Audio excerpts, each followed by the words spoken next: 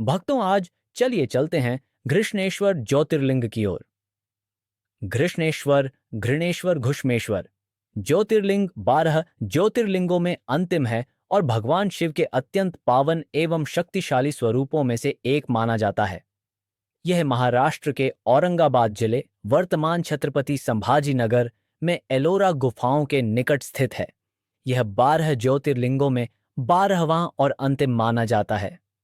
घृष्णेश्वर का अर्थ है घृणा से मुक्ति दिलाने वाला, यानी जो भक्त के हृदय में स्थित नकारात्मकता, दुख और क्रोध को शांत कर प्रेम, करुणा और शांति प्रदान करे। इसे कुंभकर्णी या घुष्मेश्वर के नाम से भी जाना जाता है। तीर्थ शास्त्रों में वर्णित है कि इसका दर्शन करने मात्र से मनुष्य को सभी पापों से मुक्ति और शिव कृपा प्राप्त होती है। यह ज्योतिर्लिंग अजंठा एलोरा की गुफाओं के पास स्थित है, इसलिए इसे आध्यात्मिक और सांस्कृतिक दोनों ही दृष्टि से अत्यंत महत्वपूर्ण माना जाता है। घृष्णा और भगवान शिव की कथा। घृष्णेश्वर ज्योतिर्लिंग से संबंधित सबसे प्रसिद्ध कथा शिव पुराण या कोटिरुद्र संहिता में मिलती है। धैर्य और भक्ति से परिपूर्ण एक साध्वी घृष्णा अपने पति के साथ रहती थी। उनके पुत्र नहीं था, इसलिए घुष्मा ने भगवान शिव की आराधना प्रारंभ की।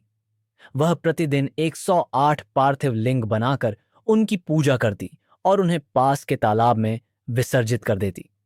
शिव ने प्रसन्न होकर उसे पुत्र प्राप्त होने का वर दिया। कुछ वर्षों बाद उसकी सहपत्नी या कुछ कथाओं में उसकी बहन को घुष्मा से ईर्ष्या हुई।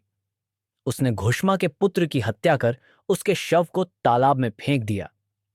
पुत्र के गायब होने पर भी घुष्मा ने धैर्य नहीं छोड़ा। वह भगवान शिव की भक्ति में ही लीन रही। उसकी भक्ति देखकर स्वयं भगवान शिव प्रकट हुए और उसके पुत्र को जीवित कर दिया। भगवान शिव ने घुष्मा से वरदान मांगा, वह चाहे तो अपराधी को दंडित कराए।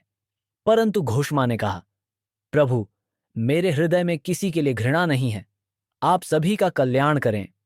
उसकी उदारता और भक्ति से प्रसन्न होकर शिव ने वहां प्रकट होकर कहा, तुम्हारी भक्ति के कारण यह स्थान घुष्मेश्वर घृष्णेश्वर नाम से प्रसिद्ध होगा। और वहीं प्रकट हुए लिंग को आज घृष्णेश्वर ज्योतिर्लिंग कहा जाता है। इसका प्राचीन उल्लेख कई पुराणों में मिलता है।